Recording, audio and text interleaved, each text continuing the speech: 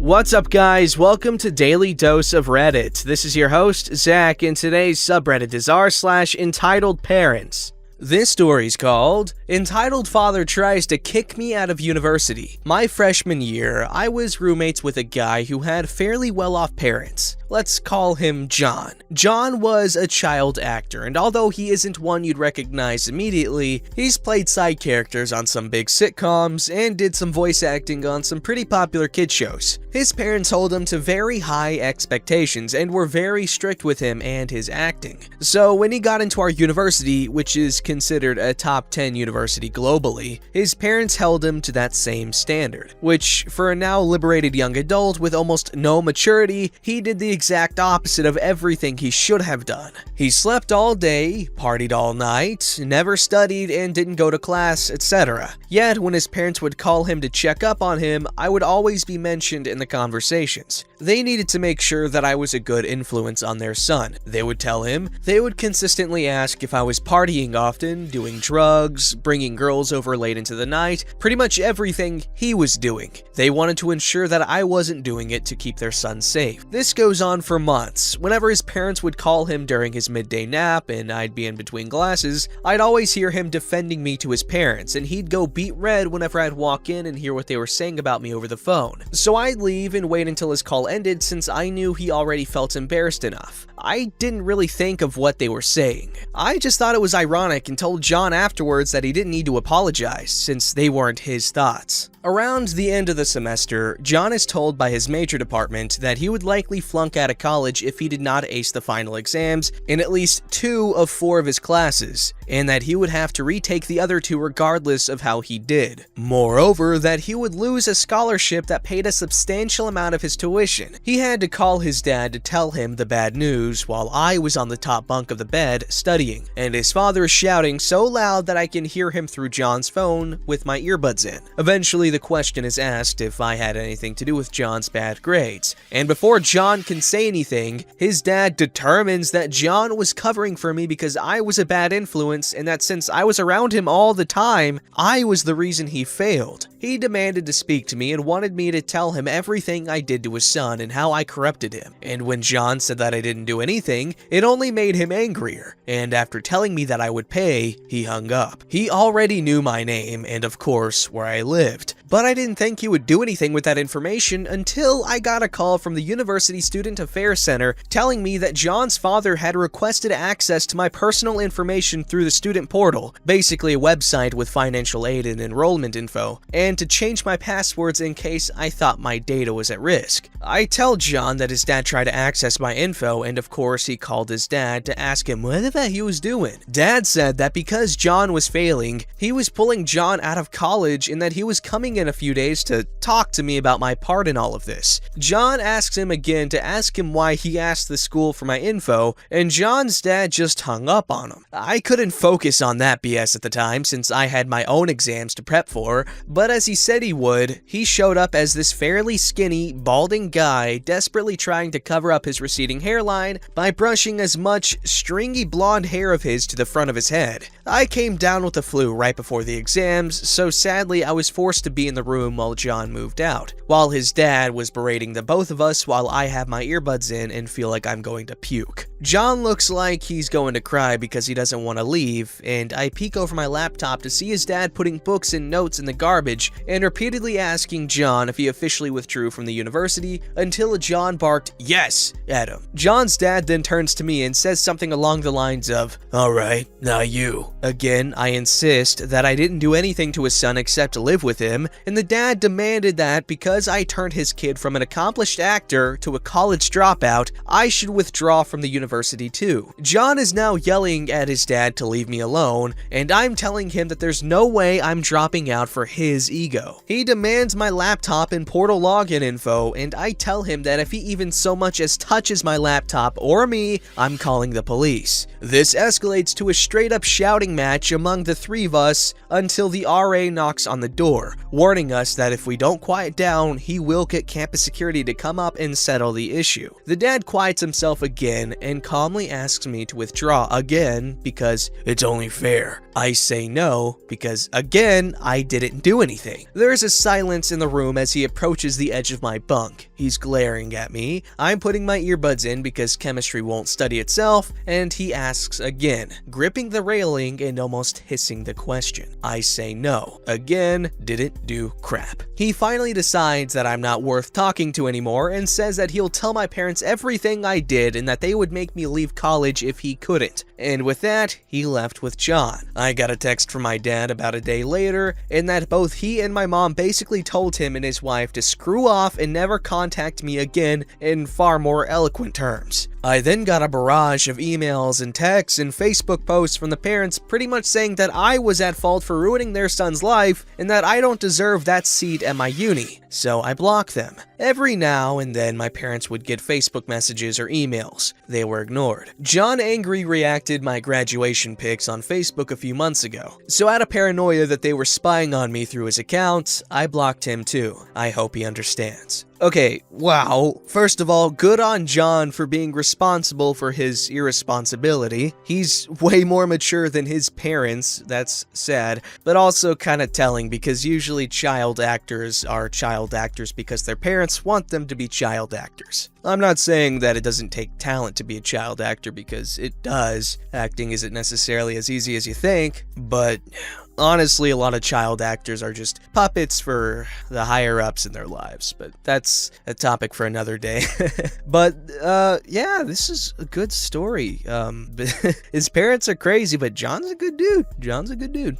This story's called Entitled Mother Wants to Talk to My Manager. I own my own business. I have my own small online business in which I make custom activity books for kids. It's a decent business, and for the most part, parents are nice because they understand that a commission-based business is a lot on anyone. Nonetheless, a teenager in college. I'm 17. I posted on Choosing Beggars a day or two ago about a parent who was upset that I wouldn't take her offer to make a 40-page book for $15. That's 40 hours of work, and the cost for a 40-page book is typically $50. She, however, was convinced that her mommy blog would generate enough customers to make up the difference. She said I was talented for a minority and was generally rude and condescending. I woke up this morning to another email from her. I checked it and found that she was going on another rant about my irresponsible business choices. She said I was letting an opportunity slip through my fingers that could cause me a boom in business. She said that she was only trying to help, and if I didn't want the help, she'd be sure to give my business a negative review. I told her if she's so confident about her exposure, I'll give her a coupon code to post on her blog, and if I get 10 orders of $15 or more, I'll refund her original purchase. I didn't receive a reply for a while, so I figured she realized it was stupid and that she would stop bothering me. Well, no. I got an extremely long email back. In the email, she said I was rude and she would never purchase from me again. She sent a screenshot of a post on her blog in which she basically put my business on blast. She finished the email asking me to send her my manager's email so she could file a formal complaint. Ma'am, I'm 17. I'm in college and I eat ham in a can right out of the can. I know that doesn't seem like much, but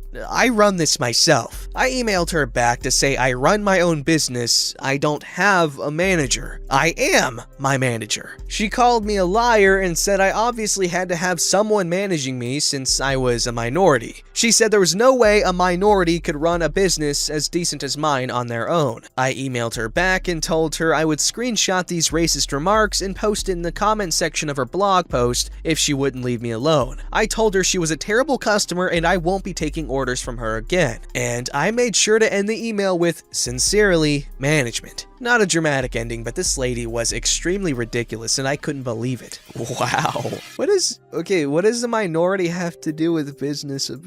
What? I'll have y'all know that a lot of big businesses, like the big businesses are run by minorities. That's right. The Jews, they control everything. I'm just kidding. But yeah, a lot of businesses are run by minorities. I mean, obviously, saying that minority can't run a successful business is a stupid and irrational thing to say. That makes absolutely no sense, so I don't really need to correct it. But I don't know. I feel like the internet's a crazy place, apparently. Oh gosh, the exposure my blog will give you will more than pay for itself. What the hell? Get your freaking stupid ego out of here. If your blog is that big, you can afford to pay full price.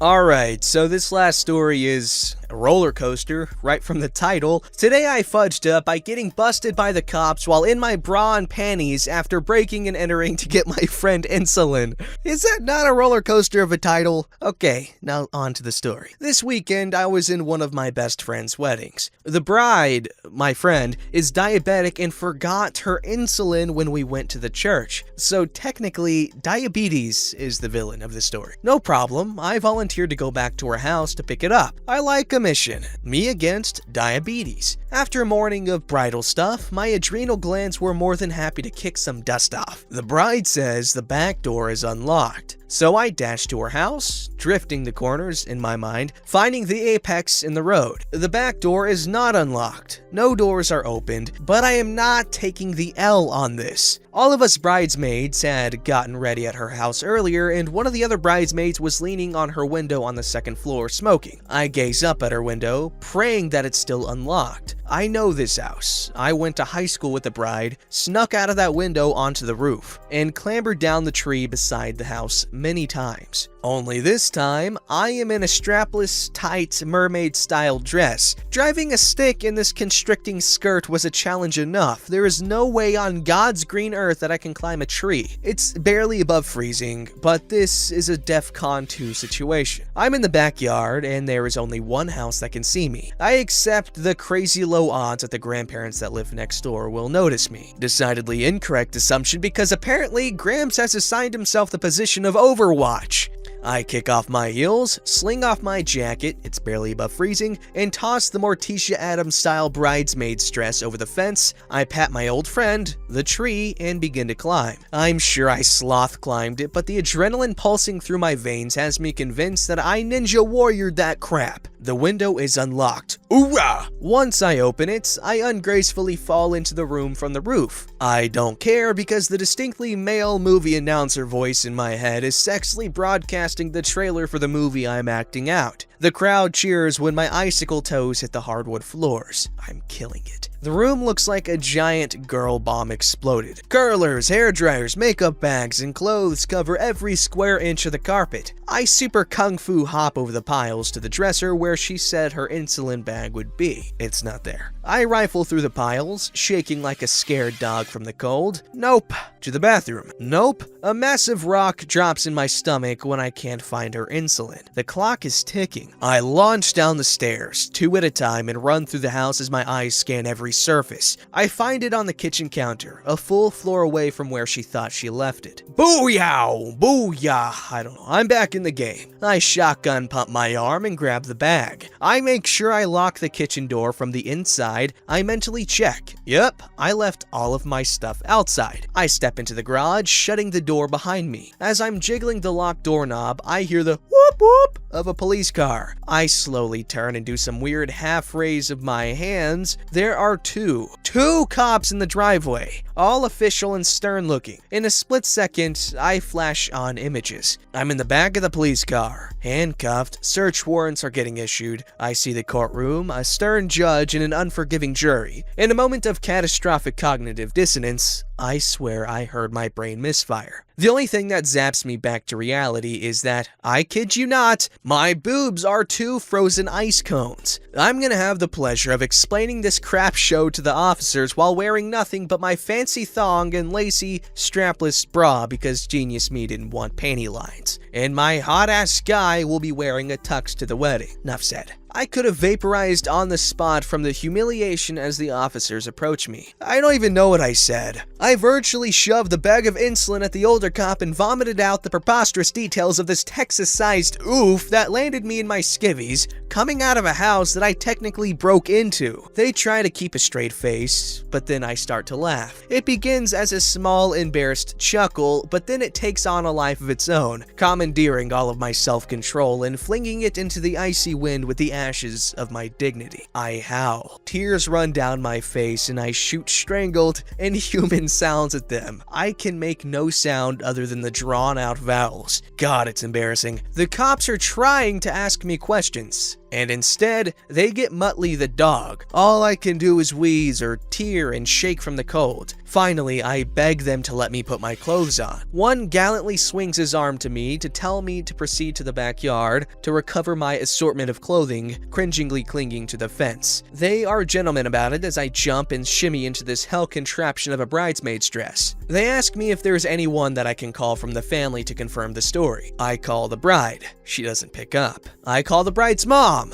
She doesn't pick up. I call the love of my life. He picks up on the first ring. God, I love that man. He doesn't know why I left the church, but immediately goes into solve this crap fast mode. He gets the bride's dad. It gets sorted. My guy is waiting in the parking lot when I pull up. Panic rolls across his face when he sees me, thinking I've been crying. I laugh the rest of my makeup off with him when I tell him the story. We're getting married soon, and I think the bride should have to perform a commensurate task to climbing a tree in freezing weather in her underwear. I'm definitely taking suggestions. This all happened in a decently small town. This story has ripped through the gossip mill like Taco Bell through the colon. My oldest brother is apparently friends with a young cop that I could never make myself look in the eye. Yep, never living this down, and I'm never more grateful to have moved away. Also, LPT, I'm an idiot, so maybe you all know this, but don't hand your phone to the police. Put the call on speaker or show them the text from your hand. Do not physically place your property in the care of the police. Advice from a law student who is more than happy to lecture me for 20 minutes at the reception. Also, they include a little funny edit. Thanks everyone, it's been a fantastic ride. Quick link to the r/ask legal